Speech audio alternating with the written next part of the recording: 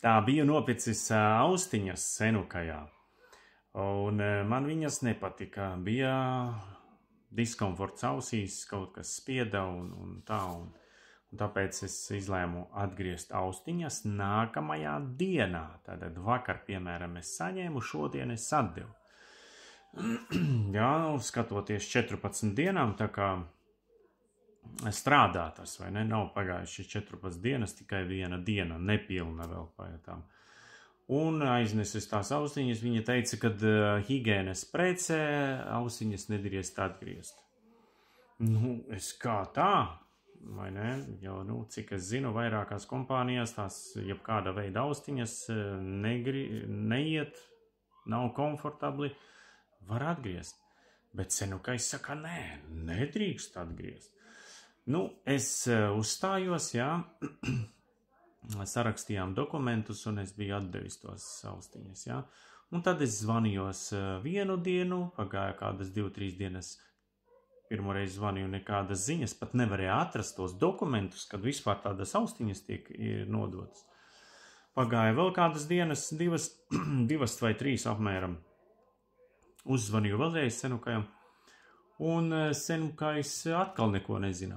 Tā kā pazudušas, tā kā pirkuma nav bijis, vai? Un tad es sarunāju, saku, atradīsiet, tad dodiet ziņu man, jā. Jā. Un tad šodien vakarā atnāca e-pasts. E-pastā rakstīts, ka austiņas nav paredzētas atgriešanai, tāpēc, ka viņas ir higienas precē. Jā, es šito nesaprotu, jā, austiņas nav apakšbikses, vai ne? Bet austiņas pieskaras tikai pie ādas. Un pie ādas, ja mēs pērkam jebko, kaut vai pannu nopērkot, es viņu ņemu rokās, pieskaras pie ādas, un arī nedrīkst atgriezt, ja man kaut kas nepatīk tajā. Vai arī televizors? Pie televizora es arī pieskaros, es viņu ņemu, es pakoju ārā, es viņu pieskaros ar ādu, tiek pieskaras man āda pie televizora, tātad arī higienas, arī nedrīkst atgriezt.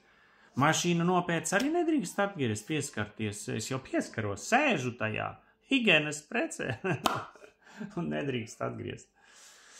Es domāju, ka austiņas nav apakšbikses, jā, lai nedrīkstētu atgriezt, bet, rīt man nesanāks, nākamā nedēļa braukšu uz senukai, tad jau runāšu tādu ilgāku sarunu ar viņiem vadīšu, jā.